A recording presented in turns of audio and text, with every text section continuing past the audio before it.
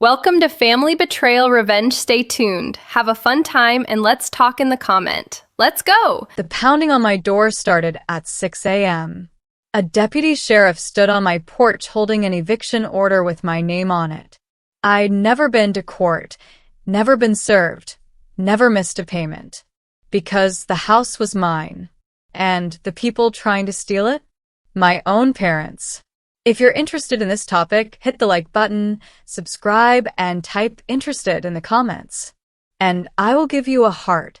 Let me take you back to that morning, because if you've ever woken up to someone in authority telling you that your entire life is about to be dismantled based on paperwork you never saw, you're going to understand the cold terror that shot through my body when I heard that knock. The pounding started before my brain did. Deep metallic knocks that didn't sound like a neighbor dropping by to borrow sugar, and didn't sound like a delivery driver leaving a package.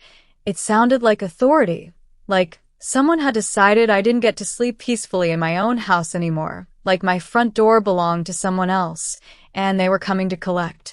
I sat bolt upright in bed, my heart already sprinting, doing that thing where it feels like it's trying to escape through your ribcage, and for a second I didn't know what day it was.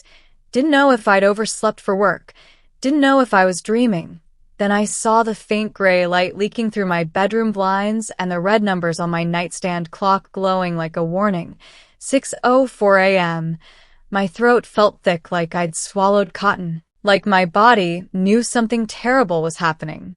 Before my brain could catch up, I pulled on a sweatshirt, the same one I'd thrown over my desk chair the night before, and I stepped into the hallway moving carefully with my footsteps, not rushing, not panicking, moving out of habit like the house itself might wake up and scold me for existing too loudly.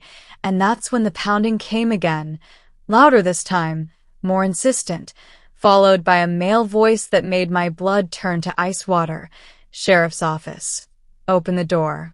My hands went cold instantly. That full-body cold that starts in your fingertips and spreads up your arms and into your chest until you feel like you're standing in a freezer. But I didn't rush. I didn't throw the door open in a panic. I moved the way you move when you've learned that panic makes you sloppy, and sloppy becomes a story other people tell about you later. A story where you're the crazy one, the irrational one, the one who couldn't handle things properly. I flipped the porch light on, that yellow bulb that makes everything look older and sadder than it actually is, and I looked through the peephole, that little fisheye lens that distorts the world into something curved and strange. A deputy sheriff stood on my front step wearing a tan uniform with a black tactical vest, one hand holding a clipboard of papers, official papers, the kind that come with seals and signatures and the power to ruin your life. And behind him at the curb sat his patrol car with its lights off, like he decided not to wake the whole neighborhood, like this was supposed to be quiet and efficient and not a spectacle. And then I saw them, across the street, half in shadow under the neighbor's oak tree, my parents, standing near the mailbox like spectators at a parade they'd organized. My mother's arms were folded across her chest in that way she does when she's decided she's right about something and the universe just needs to catch up. My father's hands were shoved deep in his coat pockets, his shoulders squared, his jaw set. And they weren't surprised to see a deputy on my porch at 6 a.m. They weren't confused or concerned. They were satisfied. They looked like people watching a plan unfold exactly the way they'd written it. I opened the door, but I kept the chain lock on, that flimsy little chain that wouldn't stop anyone determined, but gives you a second to think, a second to control the situation. "Ma'am," the deputy said, his voice calm but firm, the voice of someone who's done this 100 times and knows exactly how the script goes. "Are you Tessa Ward?" "Yes," I replied, and my voice didn't shake because I didn't allow it to shake. I'd learned a long time ago that showing emotion to people in uniform gets interpreted as guilt or instability, so I kept my face neutral, kept my breathing steady. He glanced down at the papers on his clipboard, scanning a line with his finger. "I'm Deputy Romero, with the county sheriff's office," he said. "I'm here regarding a writ of possession. It's an eviction order." The word eviction hit my chest like a physical shove, like someone had reached through the crack in the door and pushed me backward, but I didn't move. I stayed planted. "This is my house," I said clearly, firmly, not aggressive but not uncertain either. "There has to be a mistake." Deputy Romero didn't react. His face stayed professional and neutral. He'd probably heard that exact sentence 100 times and hated what came after it every single time. People crying, people screaming, people begging, people collapsing on their porches because the system had just told them they no longer had a home. "Ma'am," he said, "I'm not here to debate ownership. I'm here to execute a court order." I stared at the page in his hand, at my name printed there in clean black letters like I was a tenant who'd missed rent, not the person who'd paid the property taxes every year, not the person who'd replaced the roof shingles after the storm 2 winters ago, not the person who'd planted the dogwood tree in the backyard with my grandfather when I was 16 years old, and he told me this house would be mine someday, that it was my inheritance, my security, my future. My mother's voice called out from across the street, loud enough to carry, loud enough to make sure the deputy heard her, loud enough to start building her version of the story before I could speak. "You should have done what family asked, Tessa," she said, her tone dripping with that particular kind of disappointment that's designed to make you feel small. My father added his voice, flat and cold like a verdict being read. "Pack your things, this is happening today." Deputy Romero's eyes flicked toward them for just a second, then back to me, and I saw something shift in his expression, not judgment exactly but awareness, like he was starting to understand this wasn't a standard eviction, this was something messier, something personal. He lowered his voice just a fraction, leaning slightly closer to the door. "Do you have somewhere you can go?" he asked, and the question wasn't kind, it was procedural. Something he was required to ask, but it still made my stomach twist because implicit in that question was the assumption that I was leaving, that this was already decided, that the paperwork in his hand was more powerful than the truth. "I'm not going anywhere," I said, keeping my voice level, "not until you show me what this actually is." He lifted the top page slightly and angled it so I could read through the gap in the door without stepping outside, without giving up the threshold. There it was in bold black letters at the top, writ of possession, and underneath it a case number, a court seal, a judge's signature I didn't recognize, and my name listed as the defendant like I was a criminal, like I'd done something wrong. My pulse tried to climb, tried to race, tried to take over, but I held it down, forced myself to breathe slowly, forced myself to think clearly, because if I screamed or cried or fell apart right now, that deputy would remember me as the hysterical woman who couldn't handle reality, and my parents would use that story forever.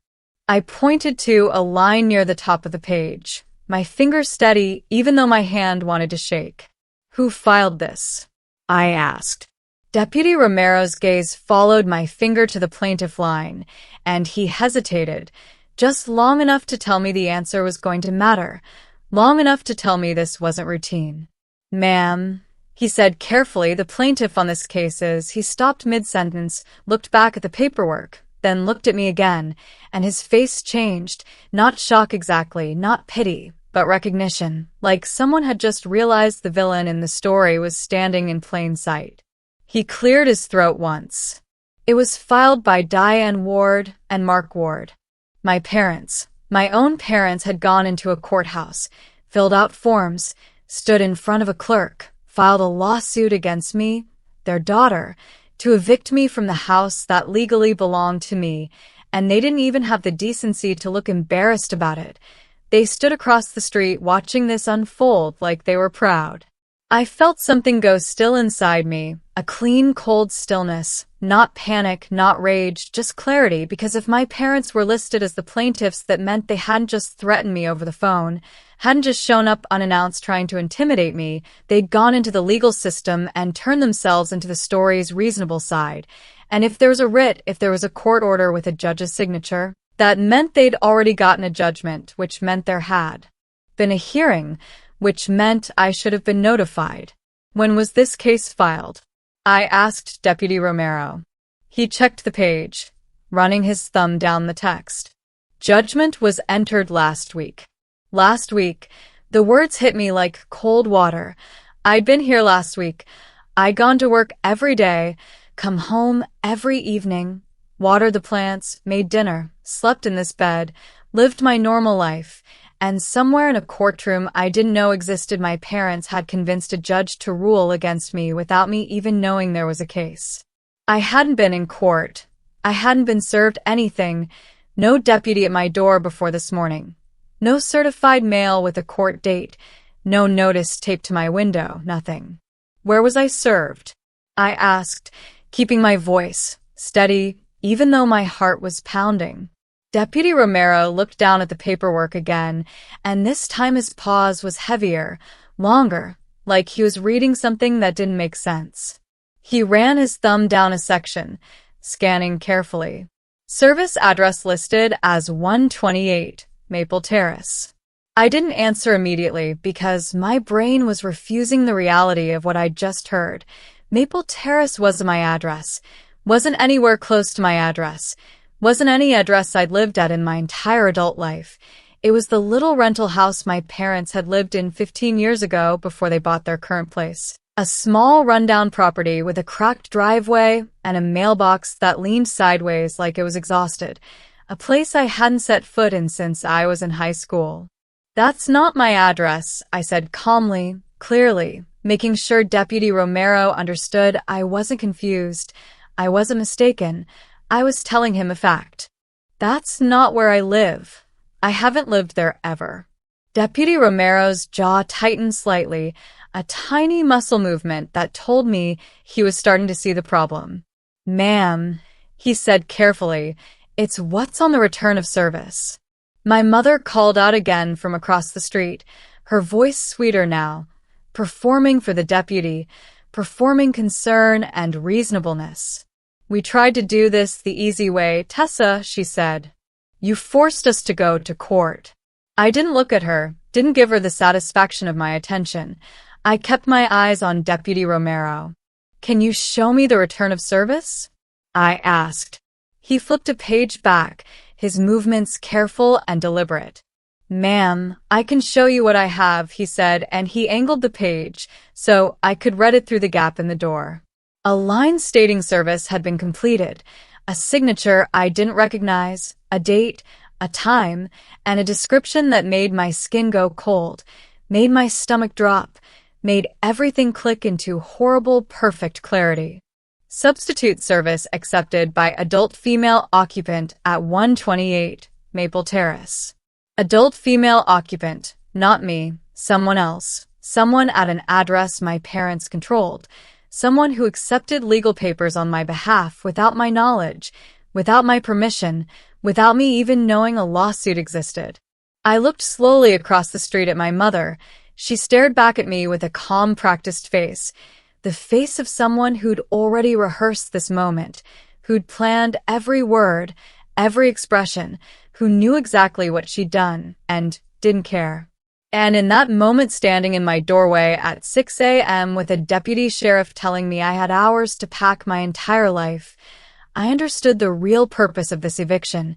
It wasn't just to take my house.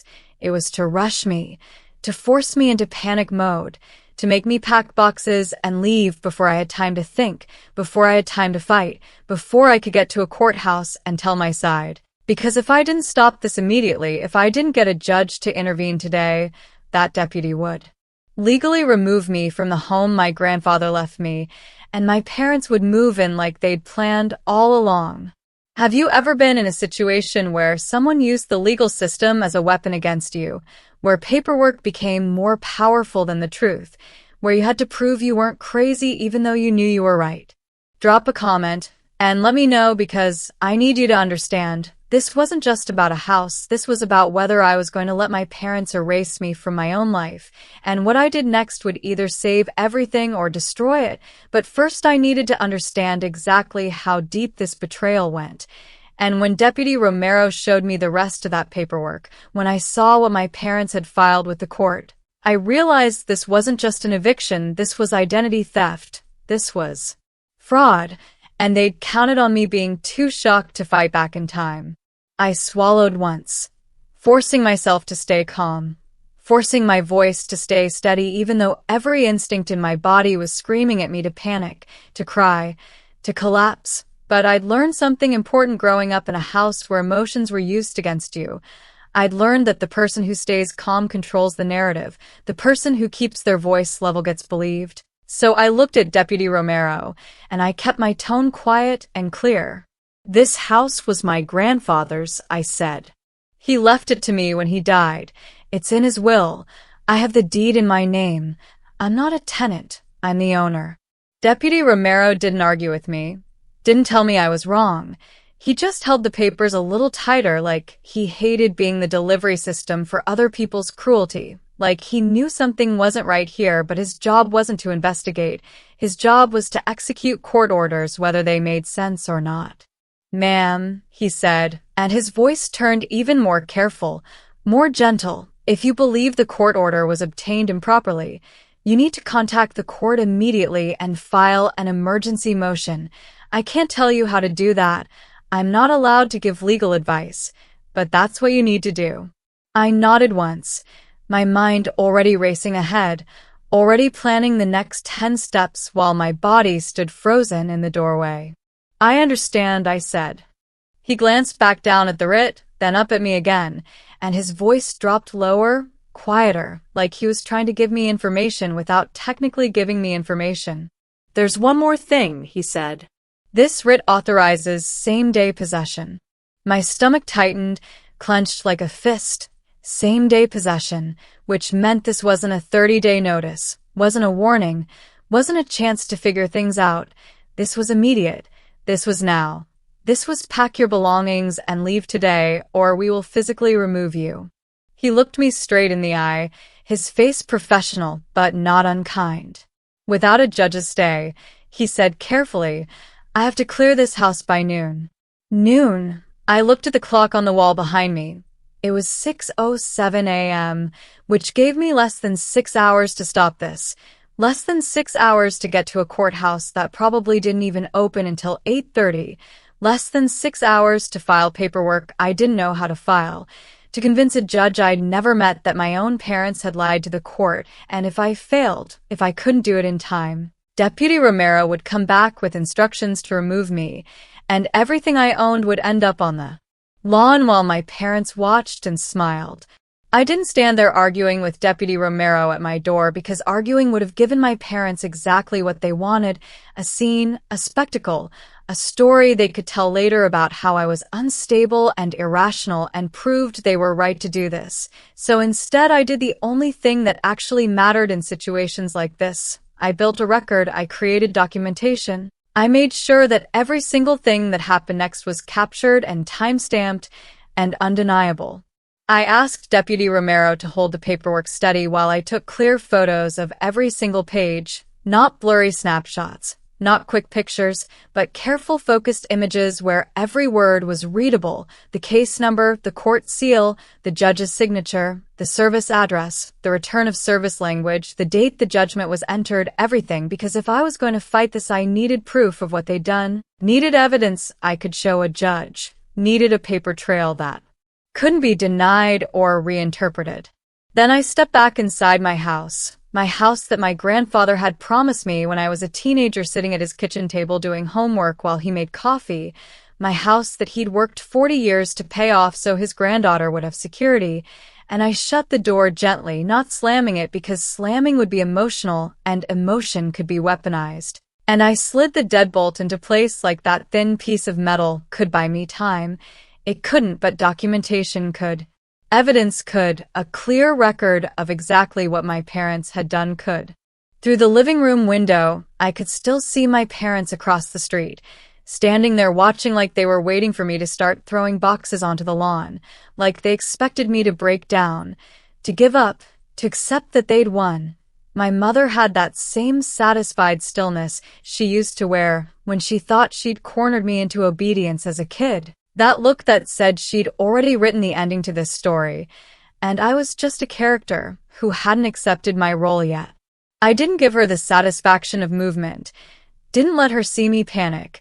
Instead, I grabbed my wallet, my keys, my phone, and one small fireproof pouch from the drawer where I kept the boring documents that become life or death when other people decide to get creative. My deed copy showing the property transferred to me through my grandfather's estate, the probate distribution letter with the judge's signature, and the case number. My property tax statements showing I'd paid every year since. I inherited the house, my homeowner's insurance policy in my name, proof, evidence, documentation that I existed as the legal owner of this property. Then I called the courthouse clerk's office while I was still standing in my kitchen, my hands shaking slightly but my voice steady. The phone rang twice and a woman answered, voice brisk and efficient. Civil Division. I have a writ of possession for an eviction, I said calmly, keeping my breathing even. I was never served. I need to know how to request an emergency stay and set aside a default judgment. There was a pause, the sound of keys clicking on a keyboard, the kind of pause that meant she'd pulled up something on her computer and was deciding how much mercy the system was willing to offer at 6 a.m. to someone whose life was about to be destroyed by paperwork. What's the case number? She asked. I read it off from the photo on my phone, the numbers and letters that had become the most important thing in my world. She typed again, longer this time, more clicking, and then her voice changed just slightly, became less scripted, less robotic. Ma'am, she said carefully, this is an unlawful detainer case filed by Mark and Diane Ward. Default judgment was entered last week. I see you're listed as the defendant. I was never served, I repeated, and I kept my voice even because if I let myself feel the rage building in my chest, if I let myself acknowledge how betrayed I felt, I would lose precious time. The service address listed is 128 Maple Terrace. That's not my address. That's my parents' old rental property. Another pause, more typing, and I could hear her breathing change slightly, like she was reading something that didn't sit right. I see the return of service, she said carefully, choosing her words. It says substitute service was accepted by an adult female occupant. That would be my mother, I said, and my voice stayed level, even though I wanted to scream. She accepted papers on my behalf at an address I don't live at, and then she and my father used that false service to get a default judgment against me. What do I do right now, immediately this morning? You need to file an emergency motion to stay enforcement of the writ, she said, her voice becoming more businesslike, more focused. And you need to file a motion to vacate the default judgment based on improper service. How fast can that be heard? I asked, because the deputy said he is to clear the house by noon. The clerk exhaled quietly, the kind of exhale that told me she didn't like what she was about to say, but she was going to say it anyway because it was the truth. That depends on the judge's calendar and whether we can get you an emergency hearing slot, she said. But ma'am, you need to understand, these things usually take time. It has to be heard today, I said firmly. The deputy is standing on my porch right now. He has a writ that says he executes possession by noon. I don't have time. I need a judge to see this today. The clerk was quiet for a moment, and then she said something that made me realize not everyone in the system was heartless. Not everyone was just processing paperwork without caring about the human beings attached to it. Come to the courthouse as soon as we open at 8:30, she said. Bring identification, bring proof of your actual address. Bring any evidence you have that you were not properly served, and ma'am, if you have proof you actually own this property, documentation that contradicts whatever your parents filed, bring that too. I have all of it, I said. Good, she replied, and then she added quieter, almost like she wasn't supposed to say it, and ma'am, don't delay, because if that writ is executed, if the deputy removes you from the property, it becomes much harder to undo. You need to stop it before it happens, not try to fix it after. Harder meant the kind of harder that destroys people financially, emotionally, permanently, the kind of harder that turns into homelessness and credit destruction and years of legal battles. So I thanked her and ended the call, and I walked back to my front door where Deputy Romero was still waiting on my porch with the patience of a man who'd seen this same scene play out hundreds of times. who knew that most people in my position would be crying or screaming by now, who probably expected me to either break down or get angry. I opened the door again, keeping the chain on. "I'm going to the courthouse right now," I told him. "I'm filing an emergency stay. I was never properly served, and I can prove it." He nodded once, just a slight movement of his head that told me he'd expected this. "Ma'am, that's what you should do," he said. My mother called out from across the street, her voice dripping with that particular sweetness that sounds kind to strangers, but I knew was pure poison. "You can file whatever you want, Tessa," she said loudly, making sure Deputy Romero could hear her. "It's already done. You had your chance to work with us, and you refused." Deputy Romero's jaw tightened at her tone. I saw the muscle jump, saw something flash across his face that might have been disgust or frustration, but he didn't respond to her. He stayed focused on me. "Ma'am," he said, lowering his voice, "I'm not allowed to give you legal advice, but I can tell you this as a procedural matter. If you obtain a signed stay order from a judge, you call our civil unit immediately with the case number. They'll instruct me not to execute the writ." "I understand," I said. "Can you give me the civil unit phone number?" He hesitated for just a second, probably wondering if giving me information was crossing some line. Then he pulled out a business card, wrote a number on the corner in pen, and slid it toward the crack in the door. My father finally spoke from across the street, his voice louder now, more aggressive, trying to establish dominance. "Pack your things, Tessa," he called out. "Don't make this ugly. Don't force us to watch you get removed by deputies. Just accept reality and go peacefully." I met his gaze across the street, held it for a long moment, and kept my voice quiet and clear. "You made it ugly when you lied to a judge," I said. "You made it ugly when you forged service documents. This is your ugliness, not mine." My mother's face tightened, her expression flickering between anger and something that might have been fear, but she recovered quickly and forced a smile, the kind of smile that's meant to look patient and long-suffering. "We're your parents," she said. "We know what's best." I closed the door without giving them another word, without engaging further, without giving them any more ammunition, and then I did something they probably weren't expecting. I left through the back door, walked around the side fence, got into my car from the street behind my house, and drove away without having to pass them, without having to see their satisfied faces, without giving them the satisfaction of watching me leave in a panic. On the drive to the courthouse, the sky was brightening into that pale gray-blue morning color that makes everything look deceptively peaceful, like the world is waking up gently instead of violently. My hands were steady on the steering wheel, but my mind was racing, calculating, planning, running through every possible scenario, every way this could go wrong, every argument my parents might have made to the judge, every lie they might have told. I kept thinking about that return of service, about the fact that my mother had signed for legal papers at an address I'd never lived at, had pretended to be an occupant accepting service on my behalf, had participated in creating a false record that allowed them to get a default judgment, and the more I thought about it, the more I realized this wasn't just an eviction. This was fraud. This was conspiracy. This was my parents deliberately manipulating the legal system to steal property that didn't belong to them. When the courthouse opened at 8:30, I was already in the parking lot, already rehearsing what I would say, already organizing my documents in the order I'd need them, and when those doors finally unlocked, I walked through them with my fireproof pouch and my phone full of photos and a clarity of purpose that came from knowing I was fighting for my survival, not metaphorically, literally, because if I lost this, if I couldn't convince a judge to stop the eviction, I would be homeless by lunchtime, and my parents would be moving furniture into the house my grandfather meant for me. The building smelled like floor cleaner and stale coffee.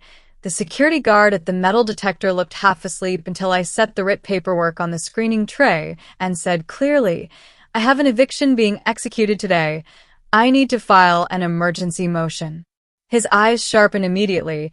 He stopped looking bored and started looking alert, and he waved me through the detector faster than anyone else in line, pointed me toward the elevator, told me Civil Division was on the 3rd floor, and I rode that elevator up with 3 other people who all looked like they were carrying the weight of bad legal problems. And when the doors opened, I followed the signs down a hallway that felt too bright and too quiet at the same time.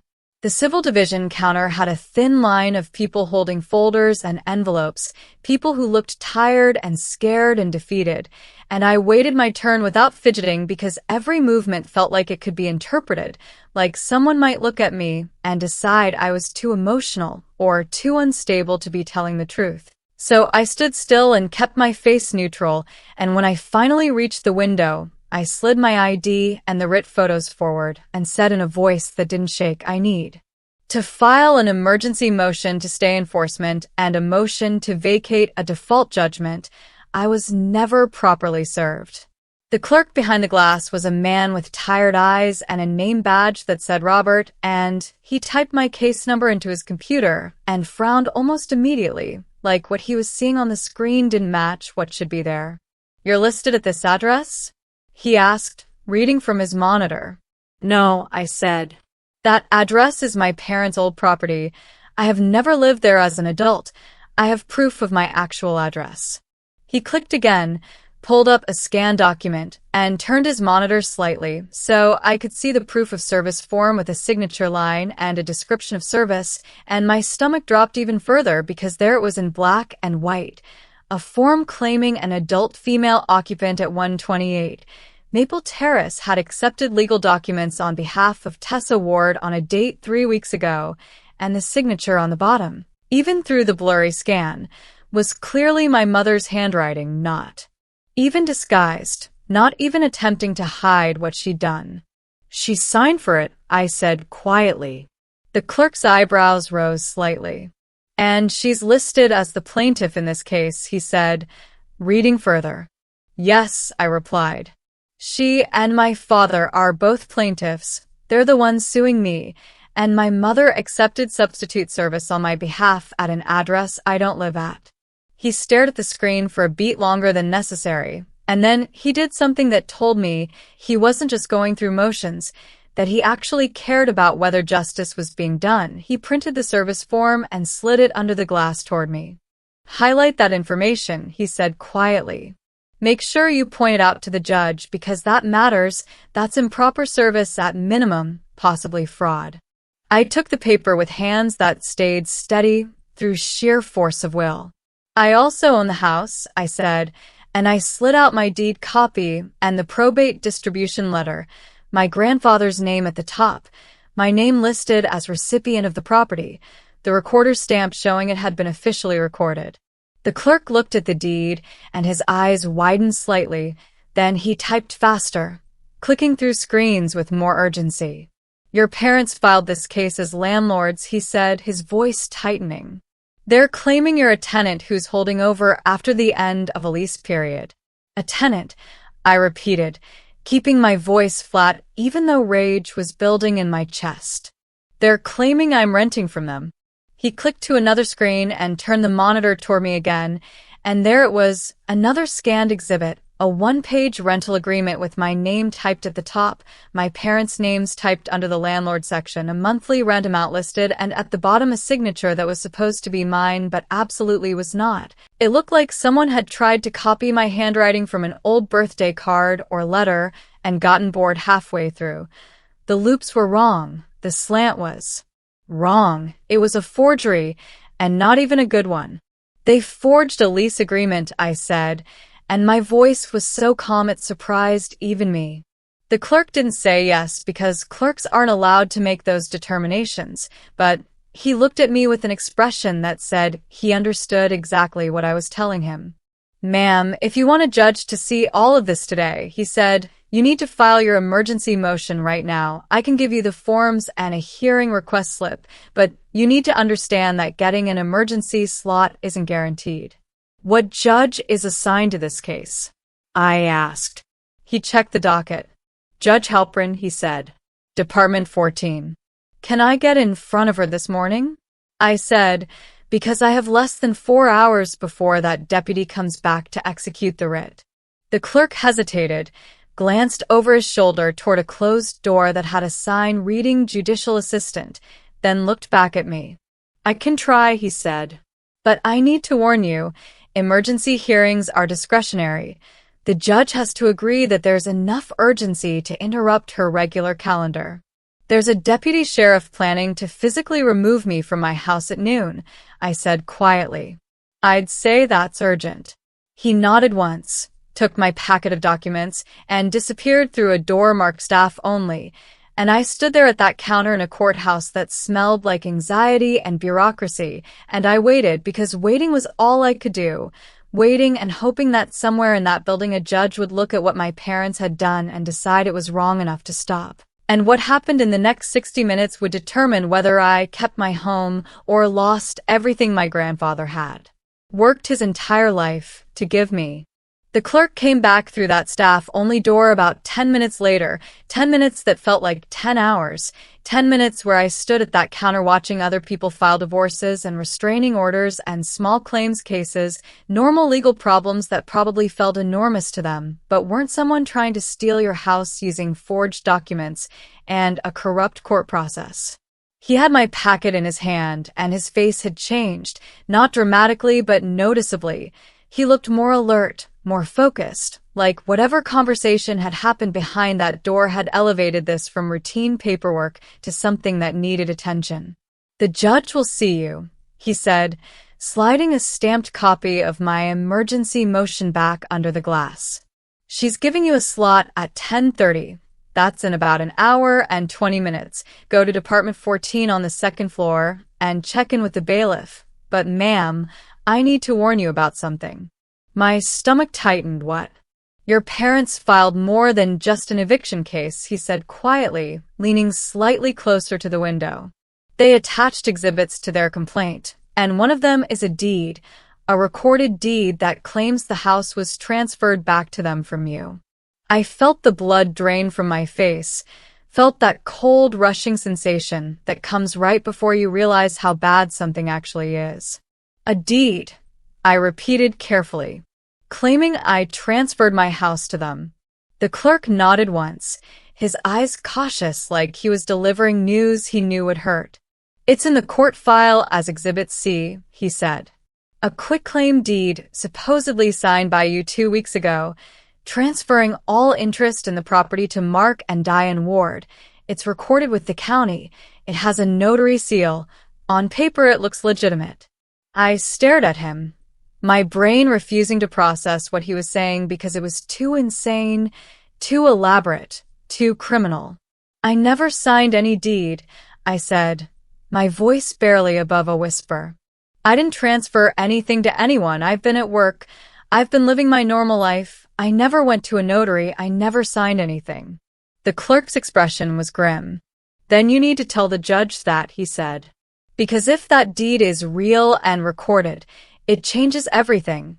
It means your parents have a documented claim to ownership, and even if the service was improper, even if the lease was forged, a property dispute is different than an eviction. It's more complicated. I felt panic trying to rise in my chest, but I pushed it down, forced it back, because panic was what they wanted. Panic would make me sloppy. I was at work that day, I said. I have badge entry logs. I have security footage. I can prove I wasn't present to sign any deed. The clerk looked at me for a long moment.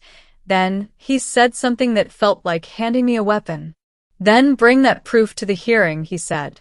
Because if you can show the judge you were somewhere else when that deed was supposedly notarized, that's not just improper service anymore, that's fraud, and judges take fraud very seriously. I thanked him and turned away from that counter and walked down the hallway to the elevators, my mind racing faster than my feet, trying to understand the full scope of what my parents had done. They hadn't just filed a fake eviction, they'd created an entire false paper trail, a forged lease to make me look like a tenant, a fake deed to make themselves look like owners, improper service to prevent me from defending myself. This wasn't opportunistic. This wasn't impulsive. This was planned. Calculated, systematic theft using the legal system as their weapon. I found apartment 14 on the second floor, a courtroom that was smaller than I expected, dimmer, quieter, built for the kind of legal proceedings that ruin lives politely without raising their voice. A few attorneys sat scattered in the benches with their laptops open. A man in a wrinkled suit stared at his hands like he was waiting to hear a verdict he already knew would destroy him. And then I saw them, my parents, sitting in the third row with a lawyer beside them, a man with silver hair and a calm, expensive-looking posture, the kind of attorney people hire when they want the court to assume they're the reasonable, responsible parties. My mother wore a soft blue cardigan and had arranged her face into an expression of concerned sadness, like she'd come to rescue her troubled daughter from herself. My father sat rigid and still, staring straight ahead with his jaw set, and when my mother spotted me walking in, she gave this small, sad smile like she pitied me, like I was the one who'd done something wrong and she was here to help me understand reality. I didn't return the smile, didn't acknowledge them at all. I sat on the opposite side of the courtroom and pulled out my documents, organizing them in the order I'd need them. Deed copy on top, probate letter beneath it, photos of the writ and service documents, utility bills showing my address, and I sat there in that courtroom waiting for my life to be decided by a judge who didn't know me, who had no reason to believe me, over two older, well-dressed people who'd hired an attorney and brought official-looking paperwork. The bailiff called the case number at exactly 10:30. We were instructed to approach the tables. My parents and their attorney took the table on the left. I stood alone at the table on the right. No lawyer, no representation, just me and my fireproof pouch full of documents and the desperate hope that truth would matter more than appearances. Judge Halpern took the bench and immediately looked down at the file with a frown, the kind of frown that told me she'd already read something that bothered her. That didn't sit right. That raised questions. "Good morning," she said, her voice crisp and professional. "We have an emergency motion to stay enforcement of a writ of possession. Ms. Ward, you're the defendant in the underlying case." "Yes, Your Honor," I replied, keeping my voice steady and clear. "And you're appearing without counsel today?" she asked, glancing at my empty table. "Yes, Your Honor." Her gaze flicked to my parents' attorney. "Counsel, state your name for the record." "Lawrence Pike, representing the plaintiffs Mark and Diane Ward, Your Honor," he said, standing with practiced ease. Judge Halpern nodded, then looked back at me, her eyes sharp and assessing. "Ms. Ward, you understand that the writ authorizes possession of the property today. The deputy has instructions to execute by noon." "Yes, Your Honor," I said. "That's why I'm here. That's why I need an emergency stay." Judge Halpern's pen hovered over her notepad. "Tell me why I should issue a stay," she said. "What's the basis?" I took a breath, organized my thoughts into the clearest, most factual presentation I could manage. "Because I was never properly served, Your Honor," I said. "The proof of service shows that substitute service was accepted at 128 Maple Terrace, but I don't live there. I've never lived there. That address is a property my parents used to rent 15 years ago, and according to the return of service, the person who accepted the papers was an adult female occupant, which was my mother, the plaintiff, accepting service on behalf of the defendant at an incorrect address." Judge Halpern's eyes narrowed, not with anger, but with focus, with attention. "The plaintiff accepted substitute service," she repeated slowly. "Yes, Your Honor," I said, and I slid forward the printed service form that the clerk had given me. You can see her signature on the return. Diane Ward signed as the person accepting service for Tessa Ward at an address where Tessa Ward does not reside. Mr. Pike stood up with that smooth, confident movement that expensive attorneys perfect. His voice was calm and measured, and designed to make me sound hysterical by contrast. "Your Honor, substitute service is permitted under the code," he said. "The occupant at the address listed accepted the papers. That satisfies the service requirement." Judge Halpern lifted one hand slightly, a small gesture that carried absolute authority. "Counsel," she said, her voice sharp. "Don't recite statutes at me. Answer the question I'm going to ask. Did your client, the plaintiff, sign the proof of service as the person accepting papers on behalf of the defendant?" Mr. Pike hesitated, just for a fraction of a second, and in that hesitation I saw him realize he'd walked into something he hadn't prepared for. "Yes, Your Honor," he said carefully. "Mrs. Ward accepted service at the address listed in the complaint as Ms. Ward's last known address." Judge Halpern's gaze snapped to me. "Is 128 Maple Terrace your last known address?" she asked. "No, Your Honor," I said. "I have not lived there at any point in my adult life. My driver's license shows my current address, my utility bills show my current address, my voter registration shows my current address. I brought all of it." I slid my driver's license and a recent electric bill forward. Judge Halpern scanned them quickly, her frown deepening. Then she looked directly at my mother, who was sitting in the gallery trying to look sympathetic and concerned. "Mrs. Ward," the judge said, her voice cutting through the courtroom, "why did you accept service on behalf of the defendant at an address that is clearly not her residence?" My mother's face flickered, the concerned expression cracking slightly, and she opened her mouth to respond, but her voice came out trembling and soft. "Your Honor," she began, "we tried everything. We didn't know where else to send it. Tessa has been so unstable lately. She stopped answering our calls. We were just trying to help." There it was, the word unstable, the label designed to make everything I said sound like the ravings of someone who couldn't be trusted. But Judge Halpern didn't react the way my mother expected, didn't soften or nod sympathetically. Instead, her voice got harder. "That's not an answer to my question," she said. "You either knew where your daughter lived or you didn't. Which is it?" My father leaned forward slightly, trying to rescue the situation. "Your Honor, we were just trying to protect the property," he said, his voice low and controlled. "We needed to recover possession, and we did what we thought was necessary."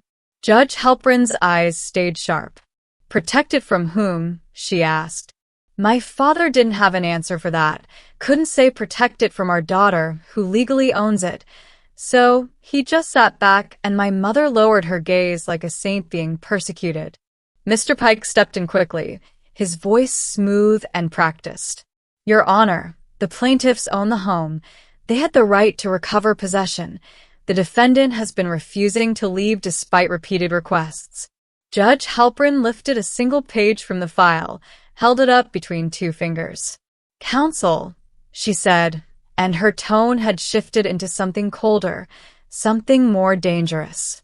"I've reviewed the exhibits attached to your complaint. One of them is a deed. Exhibit C, a quitclaim deed purporting to transfer the property from Tessa Ward to Mark and Diane Ward, recorded approximately 2 weeks ago." My throat tightened. Here it was, the moment where everything would either make sense or fall apart completely. Judge Halpern looked directly at me. "Ms. Ward," she said, "Did you sign a quitclaim deed transferring this property to your parents 2 weeks ago?" "No, Your Honor," I said clearly, firmly, without hesitation. "I did not sign any deed. I did not transfer any property. I was at work that entire day, and I have proof."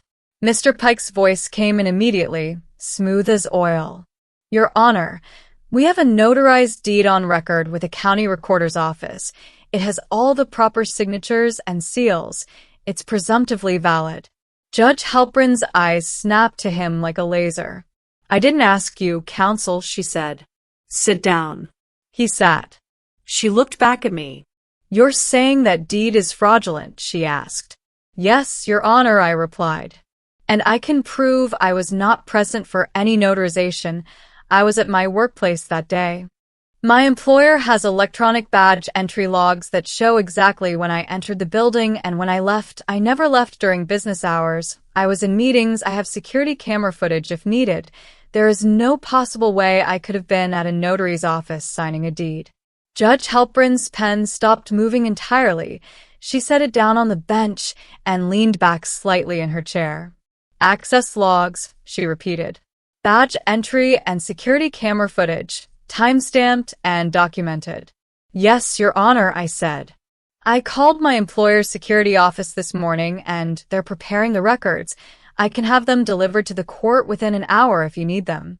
Mr. Pike stood up again, and this time there was urgency creeping into his voice, a crack in that smooth, professional veneer.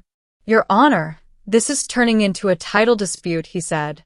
Property ownership questions belong in a different department. This is beyond the scope of an unlawful detainer hearing. Judge Halperin's gaze hardened, and when she spoke her voice carried the weight of someone who'd seen every trick attorneys try and wasn't impressed by any of them. Counsel, she said. This is not a probate matter right now. This is an unlawful detainer case filed by people claiming to be landlords, supported by a deed the defendant says she never signed, combined with the service return signed by the plaintiff at an address the defendant doesn't live at. Those aren't technical problems. Those are foundational problems with your entire case. She paused, let that sink in, then delivered the sentence that made my parents finally shift in their seats, finally look less confident. I am not comfortable enforcing a writ of possession on this record, she said. Mr. Pike opened his mouth to object, but Judge Halperin cut him off with a raised hand. I will address the stay first, she said. Ms. Ward, do you have proof of current recorded ownership in your name? The deed showing the property was transferred to you through your grandfather's estate? Yes, Your Honor, I said, and I pulled out the recorder's office printout showing the chain of title, my grandfather's name, then my name, with the probate case number and the recording date. Judge Halperin took the document, scanned it carefully, and her eyebrows rose slightly. This shows the property was distributed to you through estate proceedings last year, she said, reading. Recorded properly with the county, and then it shows this quitclaim deed 2 weeks ago transferring it back to your parents. She looked up at me again. And you're stating unequivocally that you did not sign that quitclaim. I did not sign it, Your Honor, I said. I've never signed any document transferring this property to anyone. That deed is a forgery. Judge Halperin leaned forward and stared at the deed exhibit for a long moment. Then she looked at the notary block at the bottom of the page, at the seal and signature and commission number, and her eyes narrowed in a way that made my heart start to hope. Mr. Pike, she said without looking up. Whose notary is this? Mr. Pike blinked, pulled his copy of the exhibit closer. Your Honor, it appears to be a notary named Carla Mendez. Judge Halperin looked at my father, who was sitting rigid and pale. Mr. Ward, she said. Do you know Carla Mendez? My father's mouth opened, then closed, then opened again, and no sound came out for several seconds. My mother answered for him, her voice thin and strained. She's a friend, Your Honor, just a friend who helps with paperwork sometimes. Judge Halperin's gaze stayed fixed on them. A friend who notarized a deed transferring your daughter's inherited home to you 2 weeks ago, she said slowly. Mr. Pike tried again, desperation starting to show. Your Honor, the deed is recorded with the county. It has all the proper attestations. It's presumptively valid under the law. Judge Halperin didn't blink, didn't soften. Presumptively valid is not the same as immune to challenge, counsel, she said. Then she turned to the bailiff, who was standing near the bench. I'm issuing an emergency stay of the writ of possession, she said clearly. Effective immediately. Notify the sheriff's civil unit. No enforcement action is to be taken. My lungs released air I didn't know I'd been holding, but I didn't celebrate, didn't smile, didn't show emotion, because I knew this was only the first step. Judge Halperin continued, her voice crisp and final. This stay is in place pending a full hearing on the motion to vacate the default judgment and a referral for investigation into the deed, she said. And I want that notary to appear in person with her notary journal. My mother's face tightened, her hands clenched in her lap. My father's jaw muscle jumped. Because a notary journal isn't a story, isn't testimony that can be shaped or spun. It's timestamps and ID numbers and signatures and thumbprints. It's evidence that can't be rewritten, and if Carla Mendez couldn't produce a journal entry showing she verified my identity and watched me sign that deed, the whole thing would collapse. Hearing set for tomorrow morning at 9, Judge Halpern said, "Ms. Ward, bring your employment access logs. Plaintiffs will bring the notary and the original deed. If anyone fails to appear, there will be consequences." My mother's lips parted slightly, and for the first time since I'd seen her across the street that morning, the concerned, sympathetic mask slipped, and what showed underneath was fear, real, actual fear. As Judge Halpern stepped down from the bench, as the bailiff handed Mr. Pike the signed stay order, I walked out of that courtroom without looking at my parents, without giving them the satisfaction of seeing my relief or my anger, and in the hallway, I pulled out my phone and called Deputy Romero's number.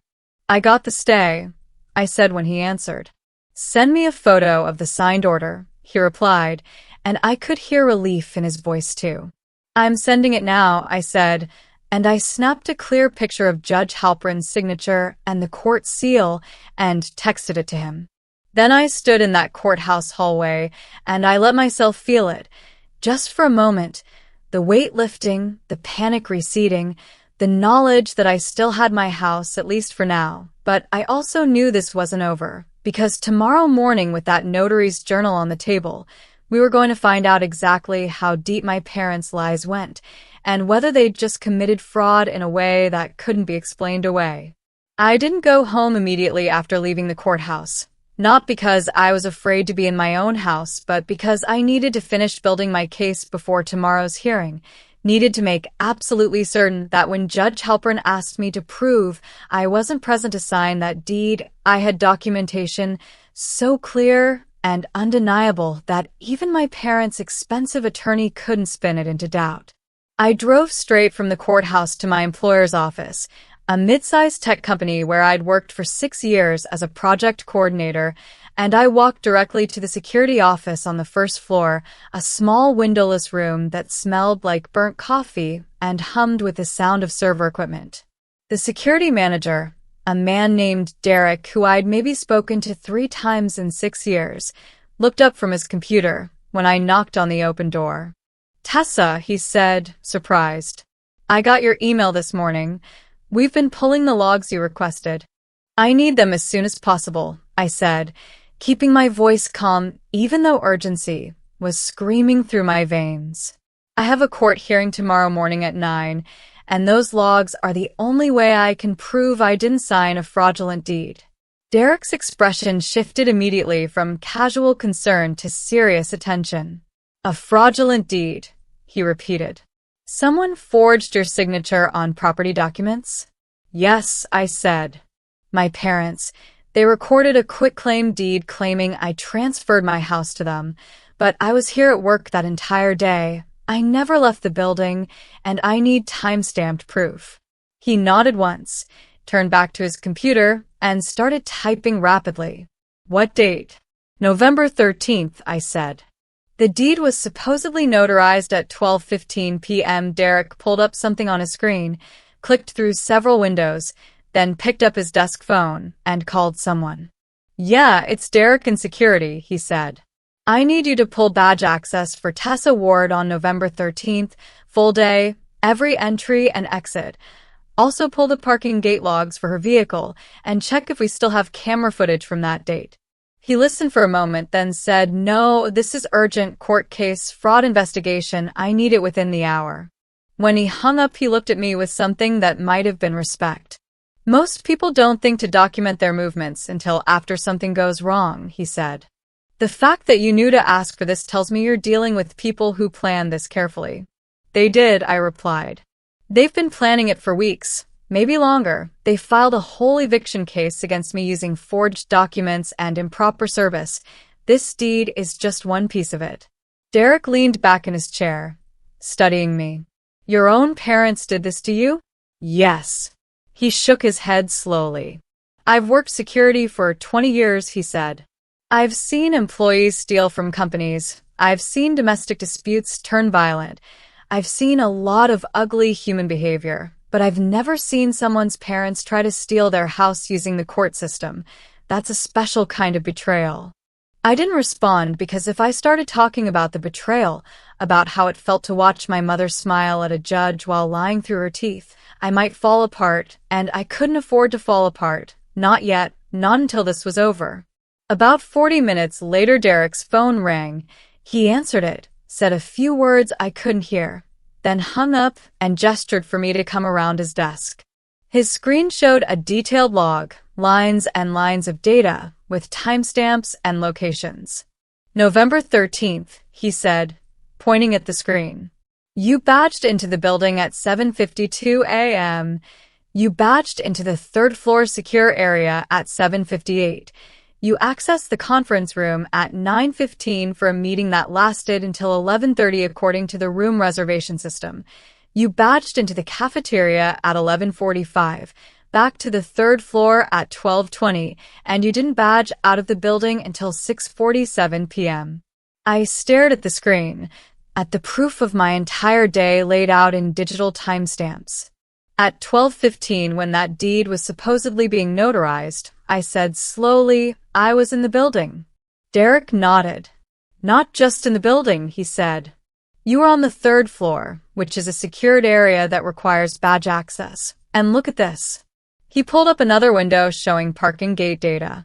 Your vehicle entered the parking structure at 7:48 a.m. and didn't exit until 6:51 p.m. Your car never left the garage, which means you couldn't have driven anywhere to meet a notary even if you'd somehow slipped out without badging. Can you print all of this? I asked. And can you put it on company letterhead with your signature certifying it's accurate? Already done, he said, and he handed me a manila envelope that was still warm from the printer. Inside were 6 pages of logs, each one stamped with the company logo and signed by Derek with his title, each one showing with absolute clarity that I had been at work all day on November 13th with no gap long enough to leave the building and return. I also included stills from the security cameras, Derek said. We have footage of you in the cafeteria at 11:47, in the hallway at 12:18, and at your desk at 12:34. I pulled frames that show the timestamps clearly. I looked at the photos, grainy black and white images, but unmistakably me, unmistakably time-stamped, unmistakably proving I was exactly where I said I was. Thank you, I said, and my voice cracked slightly because this was the first moment in the entire nightmare where someone had helped me without questioning my story, without making me prove I deserved help. Derek stood up and extended his hand. Go get them, he said. And if you need me to testify tomorrow, if the judge wants to hear directly from me, you call, and I'll be there. I shook his hand, took my envelope of evidence, and walked out of that security office feeling like I'd just picked up armor, like I'd just equipped myself with a weapon my parents hadn't anticipated because they'd assumed I'd be too panicked, too overwhelmed, too defeated to think clearly about documentation.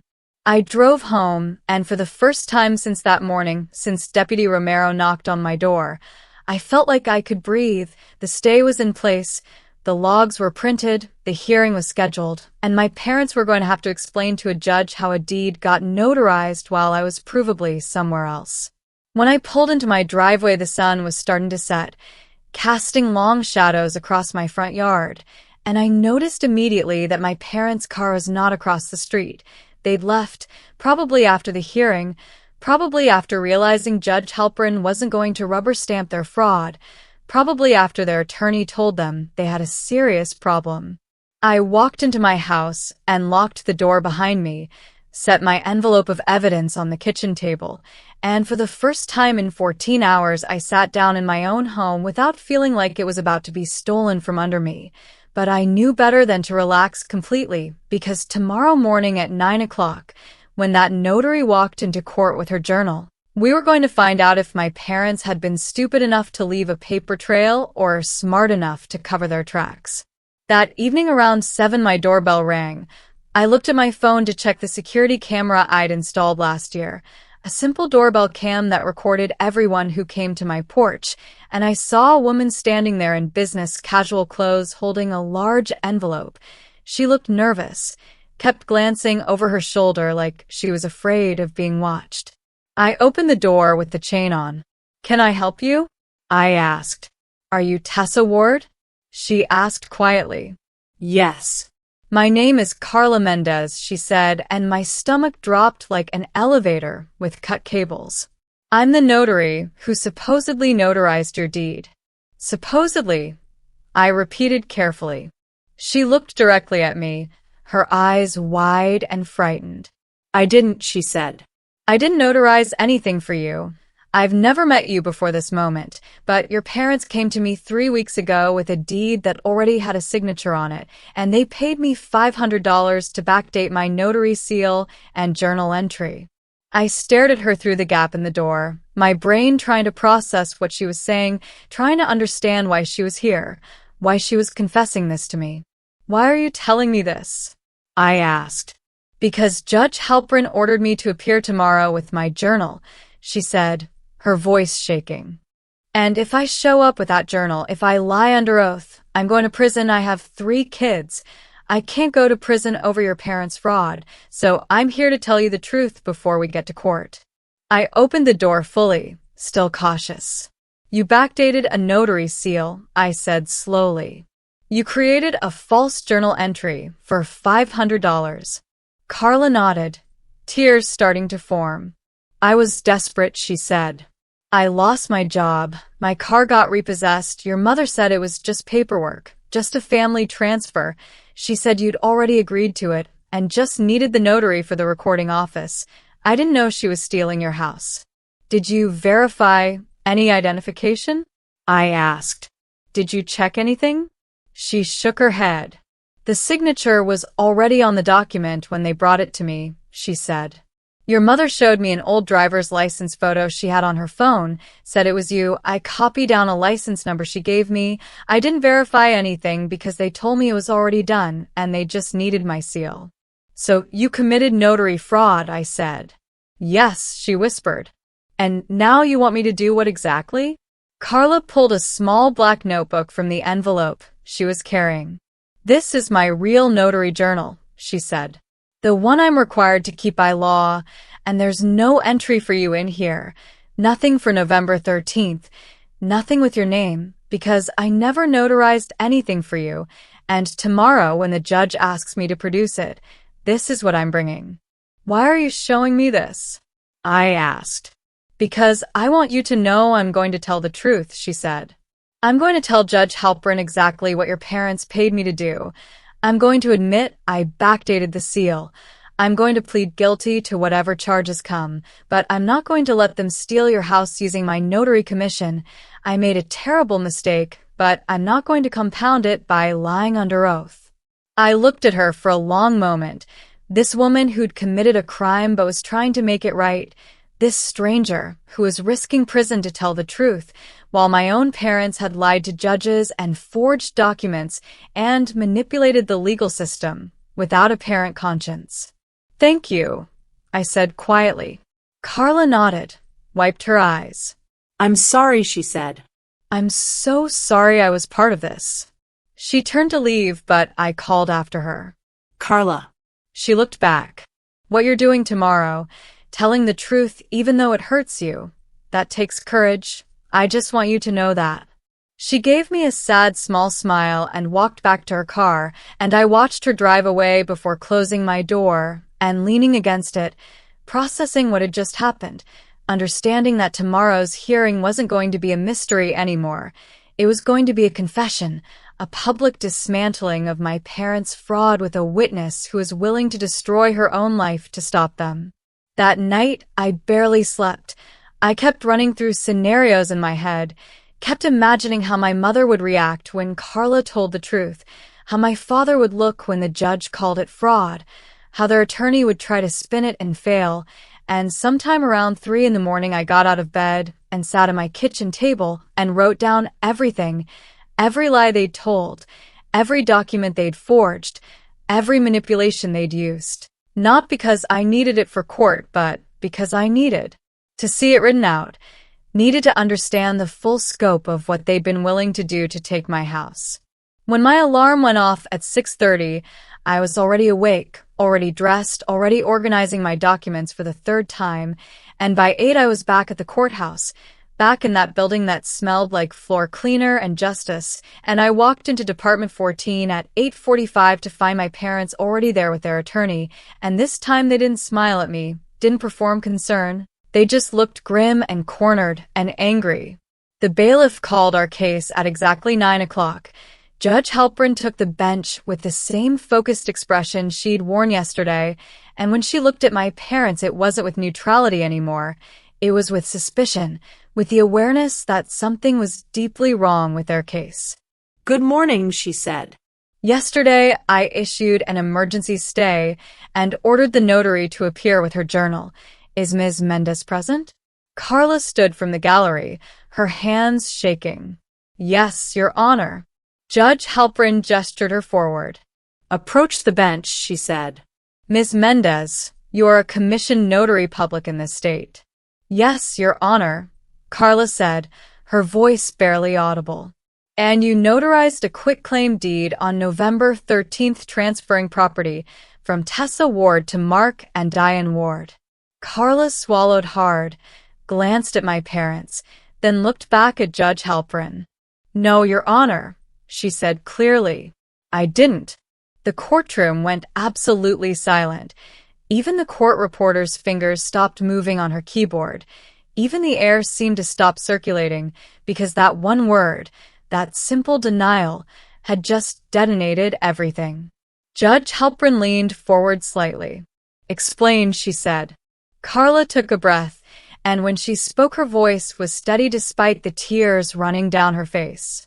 Mark and Diane Ward came to me 3 weeks ago with a deed that already had a signature on it, she said. They paid me $500 to backdate my notary seal and create a false journal entry. I never met Tessa Ward. I never verified her identity. I never watched her sign anything.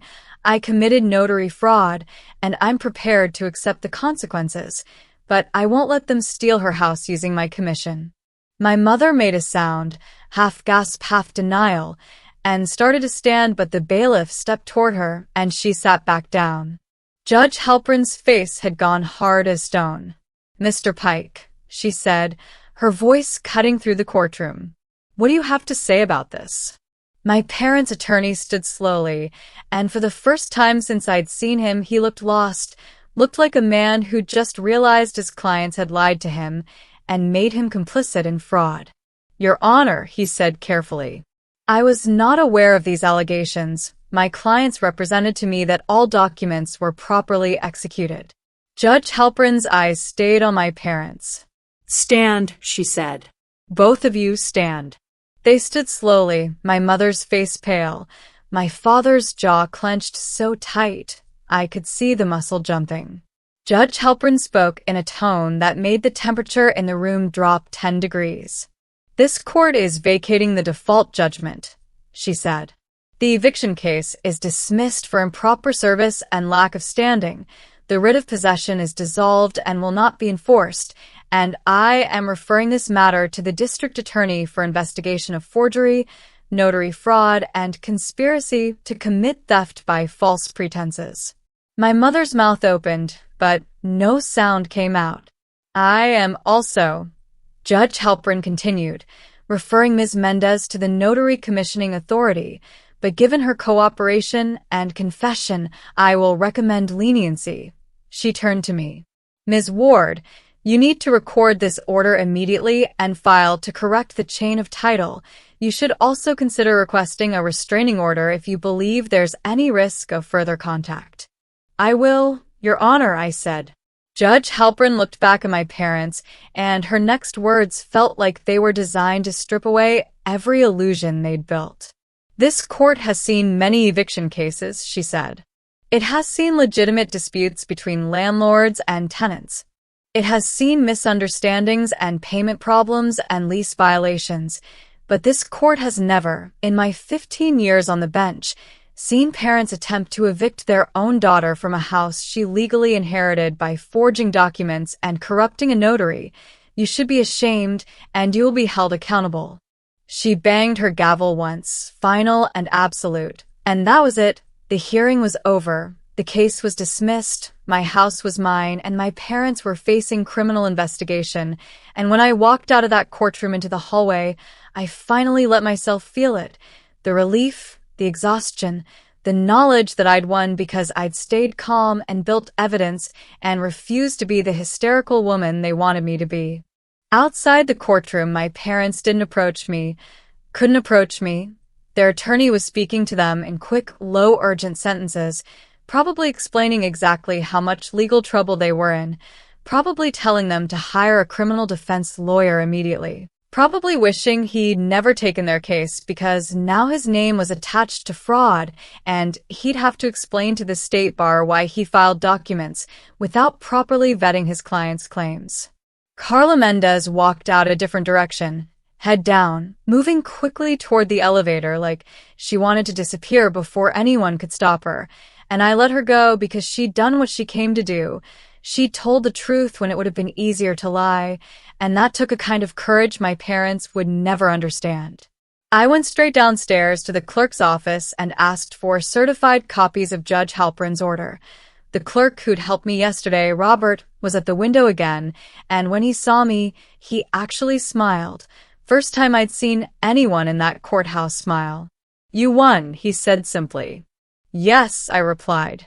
"Can I get 5 certified copies of today's order?" He nodded and disappeared into the back, came out 10 minutes later with 5 copies, each one stamped with that heavy thunk sound that makes things official, makes things real, makes things enforceable.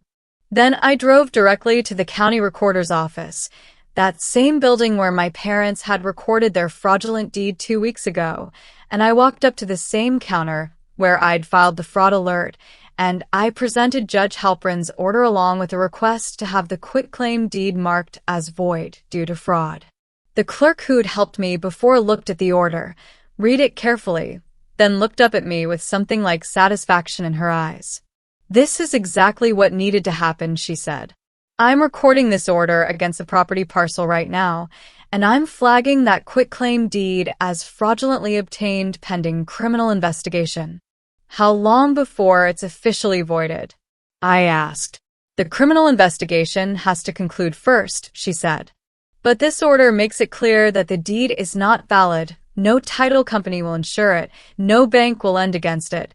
Functionally, it's dead even if it takes time for the formal vacation to process." I watched her type notes into the system, watched her attach scanned copies of the order, watched my house become mine again in the county's records, and when she printed me a confirmation showing the fraud alert was now supported by a court order, I felt something settle inside me, something that had been clenched tight for 2 days finally releasing. Over the next week, I watched the consequences unfold like dominoes falling in slow motion. First, the district attorney's office sent an investigator to interview me, a woman named Detective Sarah Chen who sat in my living room for 3 hours taking notes while I walked through the entire timeline, showing her every document, every text message, every photo, every piece of evidence I'd collected. "Your parents were very thorough," she said when I finished. "Unfortunately for them, so were you. Is this enough to prosecute?" I asked. "More than enough," she replied. "We have forgery, notary fraud, filing false documents with the court, conspiracy, possibly theft by false pretenses, and because they use the court system to attempt the theft, that adds an element of aggravating circumstances. They're looking at serious charges." "Will they go to prison?" I asked, and I wasn't sure how I felt about the answer.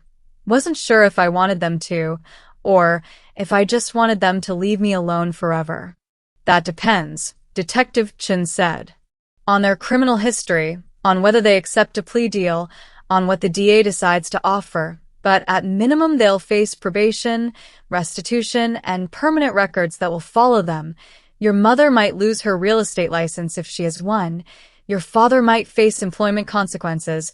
Their attorney might face bar complaints for not properly vetting the case. Everyone involved is going to feel this. The notary, Carla, what happens to her? I asked. She cooperated fully, Detective Chin said. That will count heavily in her favor. She'll lose her notary commission permanently. She'll face charges, but the DA will likely offer a deal with probation and community service given that she came forward voluntarily. She made a terrible choice, but she did the right thing in the end. 3 days after the hearing, I received a certified letter at my house. Return address was my parents' attorney, and when I opened it, I found a notice of withdrawal of representation. Mr. Pike was formally withdrawing from their case, effective immediately, which meant he'd figured out they'd lied to him, and he wanted his name as far from this mess as possible before the criminal charges hit. That same week I filed for a restraining order. Went back to that courthouse with photos of my parents standing across the street watching Deputy Romero on my porch, with copies of the fraudulent eviction paperwork, with Judge Halperin's order, and I filled out the forms requesting that Mark and Diane Ward be ordered to stay 500 feet away from me, from my house, from my workplace, from anywhere I regularly went. The hearing was brief, perfunctory. The judge read Judge Halperin's order, looked at the photos, looked at the timeline of events, and granted the restraining order without my parents even showing up to contest it. They'd learned apparently that showing up to court wasn't working out well for them lately. When I got home that afternoon, there was an envelope taped to my front door. No postage, no return address, just my name written in my mother's handwriting, and when I opened it, inside was a single-page letter written in her precise, neat script. Tessa, it began. You've made a terrible mistake. We were only trying to help you, trying to protect you from yourself. You've never been good with responsibility, and we knew you'd eventually lose the house through your own poor choices. We were saving you from that embarrassment, saving you from failure. Everything we did was out of love, out of concern for your well-being, and instead of being grateful you've turned us into criminals, you've destroyed your own family over property and pride. Your father and I may face charges because of your vindictiveness, because you couldn't see that we were acting in your best interest. We gave you life. We raised you. We deserve better than this betrayal. You'll regret this someday when you're older and you understand what family really means. You'll realize you threw away your parents over a house, over things, over material possessions that don't matter. We forgive you even though you've shown us no mercy. We hope someday you'll find peace with what you've done. The letter wasn't signed, just ended there like she couldn't bring herself to write her name, like this was supposed to be some kind of moral lesson I was too young and stupid to understand.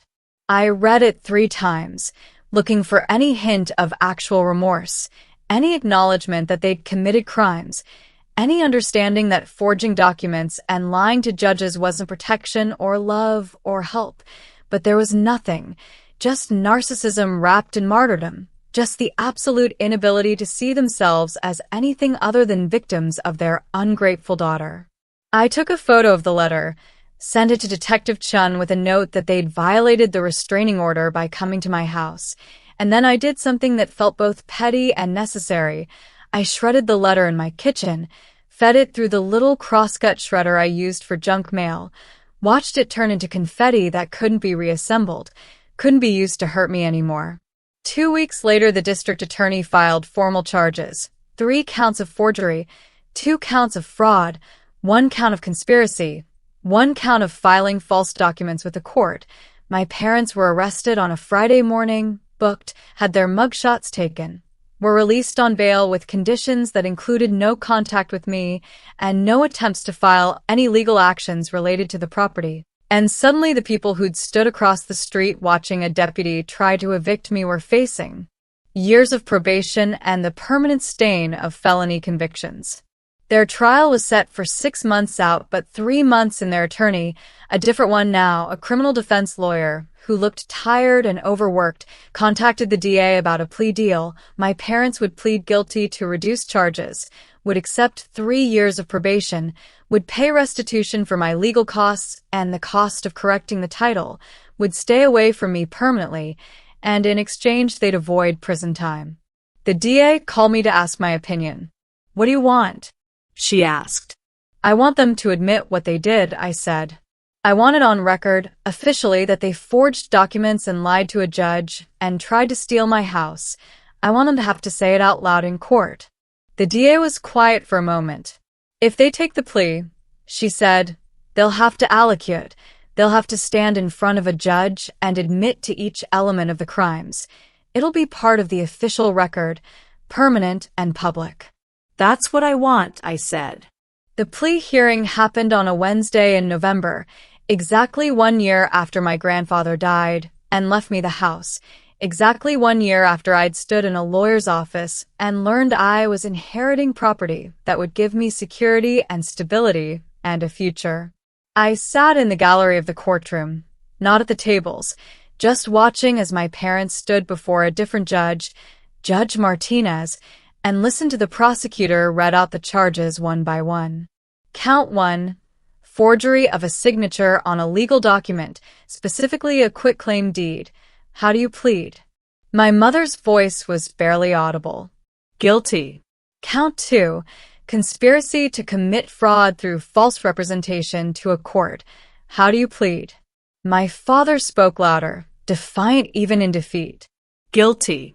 Count 3, filing false documents with intent to deprive the rightful owner of property. How do you plead? Guilty, my mother whispered again. Judge Martinez looked at them with an expression I couldn't quite read, something between contempt and pity. Do you understand, she asked, that by pleading guilty you are admitting under oath that you attempted to steal your daughter's home through forgery and fraud? Yes, my father said. Do you understand that this conviction will stay on your record permanently? Yes. Judge Martinez nodded slowly. I'm accepting these pleas, she said. You're each sentenced to 3 years of supervised probation, 200 hours of community service, and joint restitution of $15,000 to cover the victim's legal costs and title correction fees. You are prohibited from any contact with the victim, direct or indirect, and you are prohibited from filing any legal actions related to the property in question. Violation of any of these terms will result in immediate revocation of probation and imposition of the suspended prison sentence. My parents stood there, diminished, smaller somehow than they'd been 2 days ago when a deputy was on my porch, smaller than they'd been in Judge Halpern's courtroom trying to perform concern and reasonableness, and when they walked out of that courtroom, they didn't look at me, didn't acknowledge I was there, just left through the side door with their attorney, like they were ashamed to be seen. I stayed seated for a few minutes after they left, breathing slowly, letting it sink in that this was really over, that the legal system had worked, that documentation and evidence and staying calm had beaten manipulation and lies and parental authority, and when I finally stood up and walked out of that courthouse into the afternoon sunlight, I felt lighter than I had in a year. That evening I did something I'd been planning since the day Judge Halpern vacated the eviction. I called a locksmith and had every lock in my house changed. Not because I thought my parents would violate the restraining order, though they might, but because I needed the symbolism of it. Needed to know that the keys they'd once had, the access they'd once assumed was their right, was gone, revoked, made irrelevant. The locksmith was an older man who didn't ask questions, just changed the deadbolt, the doorknob lock, the back door lock, and handed me a set of new keys that had never been in my parents' possession, that represented a house that was finally, completely, undeniably mine. That night I sat in my living room, in the house my grandfather had worked 40 years to pay off, in the house he'd promised me when I was 16 and helping him plant that dogwood tree, and I thought about what he'd said that day. This house is going to be yours someday, Tessa. It's my gift to you, my promise that you'll always have a place that's yours, that no one can take from you, and I believed him, had trusted that gift, had never imagined that his own daughter, my mother, would try to steal it.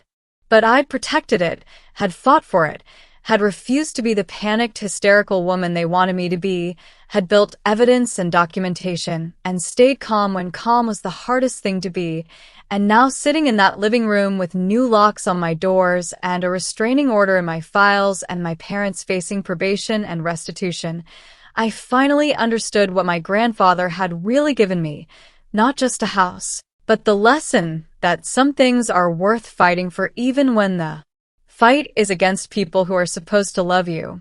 6 months after the plea hearing, I received a check in the mail for $15,000, the restitution payment, and I deposited it and used part of it to hire a lawyer to permanently correct the title, to remove any cloud from the county records, to make absolutely certain that no ghost of my parents' fraud would haunt future sales or refinancing, and the rest I put toward renovating the kitchen, tearing out the old cabinets my grandfather had installed in the 1980s, putting in new counters and appliances, making the house mine in a way it hadn't been before, putting my mark on it, claiming it.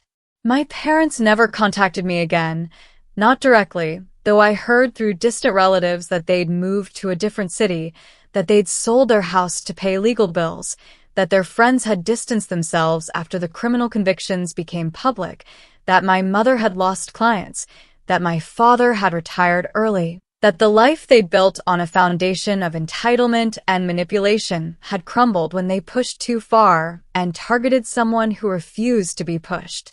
Sometimes I wonder if they ever understood what they did wrong, if they ever had a moment of genuine self-reflection where they realized that love doesn't justify theft, that parental authority doesn't override property rights, that family isn't supposed to destroy each other over inheritance. But I suspect they never did. I suspect they still believe they were the victims, that I overreacted, that they were just trying to help in their own misguided way. I don't waste time trying to figure it out anymore. Don't spend energy on anger or resentment or the fantasy of them apologizing, because I learned something important through this nightmare. I learned that you can't make people see themselves clearly if they're determined not to. You can't force accountability on someone who refuses to feel shame. All you can do is protect yourself, document everything, and trust that systems designed to catch liars will eventually work if you stay calm and present evidence.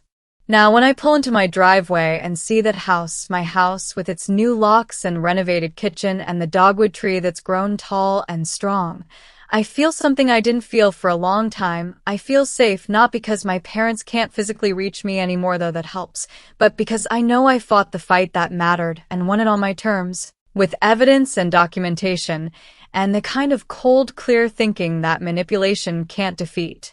If your parents or anyone you're supposed to trust tried to steal from you, tried to use the legal system as a weapon, tried to make you doubt your own reality, I want you to know something.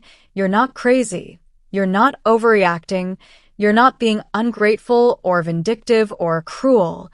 You're protecting yourself. And that's not just your right. That's your responsibility, because the people who love you don't try to destroy you, and the people who try to destroy you don't deserve your love. A year later, almost to the day after that deputy knocked on my door at 6 a.m, I was sitting in my renovated kitchen drinking coffee and looking through the mail when I found an envelope that made my stomach tighten. It was from the county probation department, addressed to me as the victim in case number 2024, CR 8847. And inside was a form notification that Mark Ward and Diane Ward had completed their first year of probation without violations, that they'd paid their restitution in full, that they'd completed 200 hours of community service, and that their probation officer had filed a positive progress report. I stared at that letter for a long time, trying to figure out how I felt about it, trying to decide if I was relieved they were following the rules or angry that following rules for 1 year was somehow supposed to erase what they'd done. And I realized I felt nothing, not anger, not satisfaction, not forgiveness, just a kind of hollow distance, like they'd become strangers whose legal case I'd been following from far away.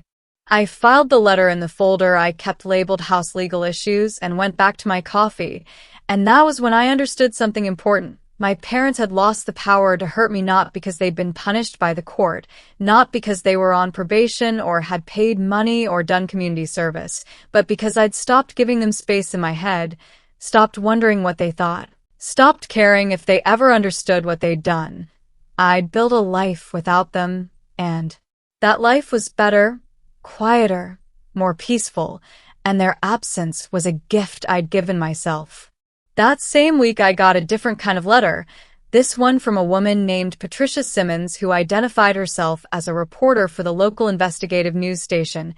She'd seen the court records, she'd followed the case, and she wanted to interview me about what had happened. Wanted to do a story about elder financial abuse in reverse, about parents who exploit their adult children, about how the legal system can be weaponized by people who should be protecting you. I almost said no, almost deleted the email and pretended I'd never seen it, because talking publicly about what my parents did felt like exposure, felt like inviting judgment and questions, and the inevitable people who would say, I must have done something to deserve it, must have been a bad daughter, must be exaggerating for attention. But then I thought about sitting in that courthouse hallway watching other people wait for hearings, thought about the woman I'd seen crying because she couldn't afford an attorney, thought about the man who looked defeated before his case was even called, thought about how many people might be going through something similar and didn't know it was fraud, didn't know they could fight back, didn't know that documentation and evidence could beat manipulation and lies. I called Patricia back and said yes, I'd do the interview, but I had conditions. I wanted to remain anonymous to viewers. I wanted my face blurred and my voice altered. I wanted to protect myself from anyone who might see this and decide to contact me or show up at my house, and Patricia agreed immediately, said she understood completely, said survivor safety was always her first priority. The interview happened in my living room 2 weeks later. Patricia arrived with a small camera crew, just her and a camera operator and a sound person, and they spent an hour setting up lights and checking angles and making sure my face would be properly obscured in the footage. Then Patricia sat across from me with a notepad and a recorder and said, tell me what happened. Start from the beginning.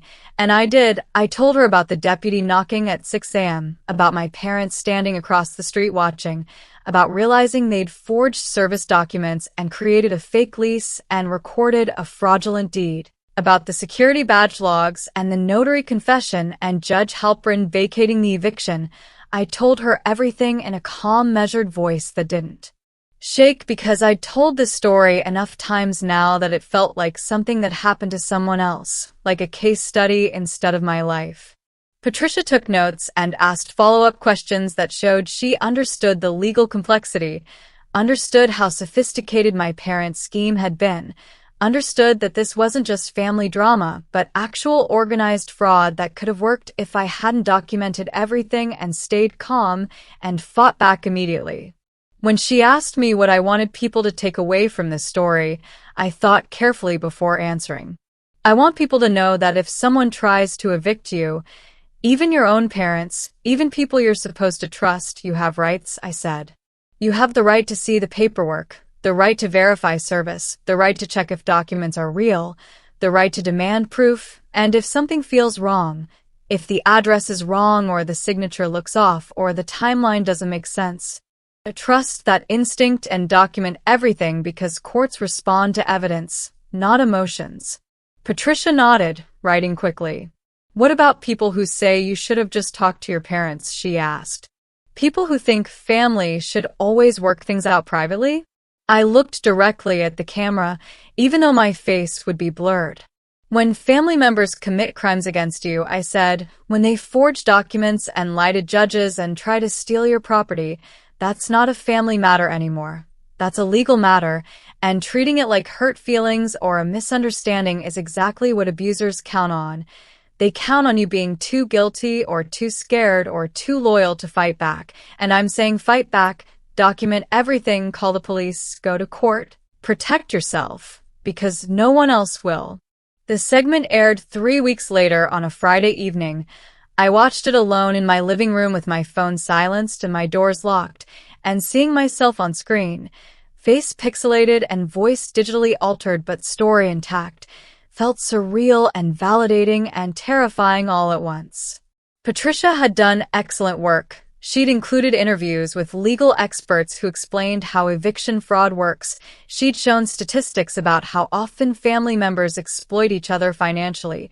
She'd even found another victim, an older man whose son had tried to steal his house using similar tactics, and she'd woven all of it together into a story that made clear this wasn't isolated, wasn't rare. wasn't about bad individuals, but about systemic vulnerabilities that predators exploit.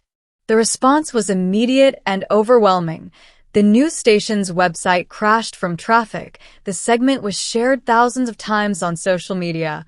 My inbox at the anonymous email address I'd created for potential responses filled with messages from people who'd experienced similar situations, from adult children whose parents had stolen from them, from parents whose adult children had exploited them, from siblings who'd forged documents, from family members who'd weaponized the court system. Hundreds of stories that all shared the same core truth that betrayal by family cuts deeper than betrayal by strangers, because you're not just fighting the crime, you're fighting the guilt of defending yourself against people you're supposed to love. I spent hours reading those messages, crying over some of them, angry over others, and I responded to every single one with the same advice. Document everything, verify every document, check every signature, trust your instinct when something feels wrong, hire a lawyer if you can afford one, and go to legal aid if you can't, file police reports even when they say it's a civil matter, go to court even when they say families should handle things privately because the system only works if you force it to work, if you show up with evidence and demand accountability. One message in particular stayed with me. It was from a woman named Jennifer whose mother had forged her signature on a reverse mortgage and stolen $200,000 in equity from Jennifer's childhood home. Jennifer had been too ashamed to report it, too guilty to press charges, had let it go because confronting her mother felt like betrayal. And now 5 years later, her mother was dying, and Jennifer was left with nothing, no inheritance, no relationship, no closure. Just the permanent knowledge that she'd been stolen from and had chosen silence over justice. I wrote back to Jennifer and told her something I wish someone had told me years before any of this started. Shame belongs to the person who committed the crime, not the person who reports it. Guilt belongs to the person who betrayed trust, not the person who defended themselves. And choosing to protect yourself doesn't make you a bad daughter. It makes you a person who understands that love doesn't justify theft and family doesn't justify fraud. 2 months after the segment aired, I got a call from an attorney named Michael Torres who specialized in elder law and exploitation cases. He'd seen the interview. He'd been handling a case with similar facts, and he wanted to know if I'd be willing to testify as an expert witness about the tactics my parents had used and how I documented everything. I'd never testified in court as a witness before, had only been a party to my own case, but I said yes because I understood that my experience had value, that the system I'd learned to navigate could help someone else navigate it too. And 2 weeks later, I was sitting in a different courthouse in a different county telling my story to a different judge while a different family sat in the gallery learning that they weren't crazy, weren't alone, weren't wrong to fight back. The case I testified in involved a father who tried to evict his daughter from a property she'd been paying the mortgage on for 10 years. He'd used almost the same tactics my parents had used: fake lease, improper service, rushed timeline, and the daughter had fought back the same way I had, with documentation and evidence and calm, clear testimony. And when that judge ruled in her favor, when she walked out of that courtroom with her home still hers, she hugged me in the hallway and cried and said, "I thought I was the only one. I thought something was wrong with me." And I told her the same thing I'd told Jennifer. Nothing is wrong with you. Something is wrong with people who exploit the ones they're supposed to protect. Over the next year, I testified in 4 more cases, each one slightly different, but all sharing the same core pattern of family members using the legal system to steal from people they claimed to love. And each time I told my story, each time I explained how I documented everything and verified service and caught the forgeries, I felt like I was taking something terrible that happened to me and turning it into something useful, something that protected other people, something that made the nightmare worth surviving. My parents never contacted me about the interview, never acknowledged it publicly, but I heard through that same distant relative that they'd seen it, that they'd known it was me despite the pixelation and voice alteration, that my mother had been furious and my father had been silent, and I felt nothing about that information. No satisfaction, no guilt, no curiosity about what they thought. Just the same hollow distance that had replaced the relationship that used to exist. 3 years after the eviction attempt, I did something I'd been planning since Judge Halperin vacated the default judgment. I hired a contractor and I tore down the back fence, the old chain-link fence that had been there since my grandfather's time, and I put up a new fence, solid wood, 6 feet tall, professionally installed, with a locked gate that only I had the key to. And when it was finished, I stood in my backyard looking at that fence and understood it wasn't just about property lines or privacy. It was about boundaries, about building walls that kept toxic people out, about protecting the space I'd fought so hard to keep. That same month, I got a letter from the probation department informing me that my parents' 3-year probation had been successfully completed, that they were no longer under supervision, that the case was closed, and attached was a form asking if I wanted to maintain the no-contact provision or allow it to expire. I checked the box that said maintain permanent no contact, signed it, mailed it back, and never thought about it again. Sometimes people ask me if I ever think about reconciling with my parents, if enough time has passed that I'd consider letting them back into my life, if I've forgiven them, and I always give the same answer. Forgiveness isn't about letting people back into your life. It's about releasing the anger so it doesn't poison you. I've forgiven them in the sense that I don't spend energy hating them or wishing harm on them. But I've also accepted that some relationships can't be repaired, shouldn't be repaired, that protecting yourself sometimes means permanent distance, and I'm at peace with that.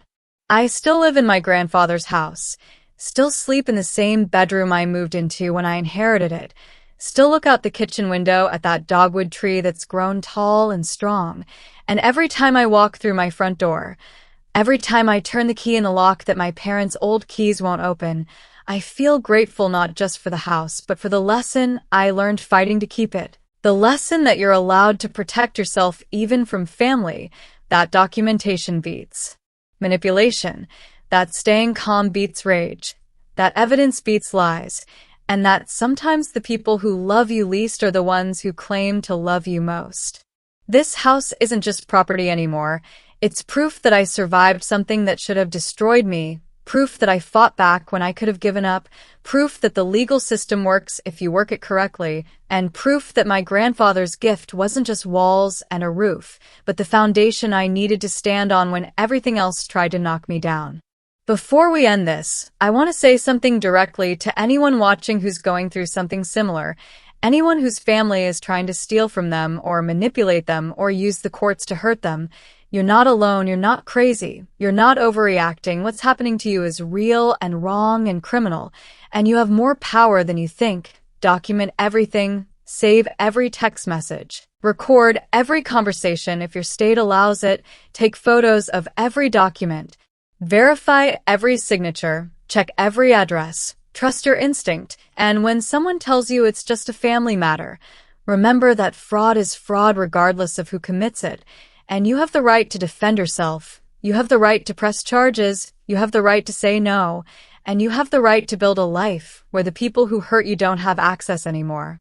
Thank you for watching this story all the way through. I know it was long, I know it was heavy, but if it helped even one person understand their rights or feel less alone or find the courage to document evidence and go to court, then telling it was worth it. If this resonated with you, if you've been through something similar or know someone who has, drop a comment below because community matters, sharing stories matters. Knowing you're not the only one matters, and if you want to see more stories like this, stories about people who fought back against family betrayal and won, subscribe to this channel because we're building something here.